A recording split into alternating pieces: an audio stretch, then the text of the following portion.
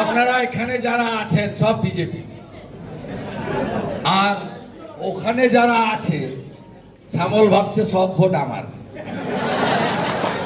প্রত্যেক দিন সকালবেলা 7টার আগে 20টা তৃণমূলের ফোন পাই আমি, সব আইফোন, ফেস টাইম, ধরার কোনো সুযোগ নাই। বলে হাফ লাখে যদি না হারাতে পেরেছি, আমি অমুকের বাচ্চা নই, তমুকের ছেলে নই, আমার বাবা আপনাদের কিছু করতে হবে না। এই লাইলা মজনুকে তৃণমূলী সাইজ করে দেবে,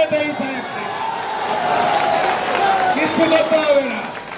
আপনারা শুধু ভোট এজেন্ট দিয়ে ঠিকঠাক করে রাখুন। দেখুন, এই বিষয়ে আমি যেটা বলতে চাই, শুভেন্দু অধিকারী নিজেকে বড় নেতা মনে করেন। উনি মনে করেন যে বিজেপির উনি এখন এই রাজ্যের শেষ কথা, উনি মুখ্যমন্ত্রী হতে চান। তো এই ধরনের একজন যিনি নিজেকে এত বড় ভাবেন, তো হলদিয়ার সমস্ত মানুষ, হলদিয়াবাসী এবং পশ্চিমবঙ্গবাসী এই ধরনের একজন মানুষকে মুখ্যমন্ত্রী করবেন বা দলে রাখবেন কিনা একবার ভাববেন। যে মহিলাদের সম্মান করতে জানেন না, মহিলাদেরকে অপমান করেন, এ ভাষায় কথা বলা, যে উক্তি উনি করেছেন সেটা ওনার মুখে শোভা পায় কিনা সেটা হলদিয়ার মানুষ নিশ্চিতভাবে বিচার করবেন।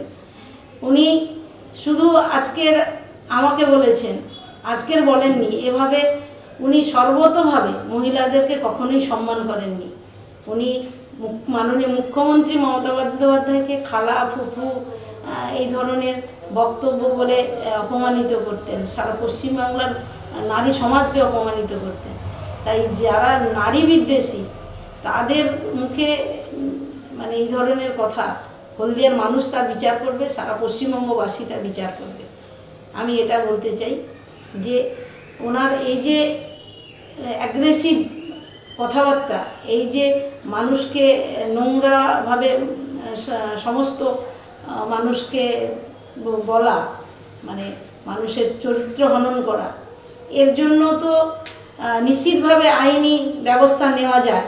কিন্তু আমি এত ছোট কাজ করি না, কোনো যে যা বলেছে আমি একে গুরুত্বই দিতে চাই না। কারণ আমি কেমন, আমার ব্যক্তিত্ব কেমন, আমার চরিত্র কেমন, আমার পরিবার, আমার আত্মীয় স্বজন, সারা হলদিয়ার মানুষ আজ অবধি জেনে এসছেন। তাই এ ধরনের কথাবার্তা যারা বলেছে তাদের যোগ্য জবাব দেওয়ার জন্য হলদিয়াবাসী নিশ্চিতভাবে তৈরি হচ্ছে।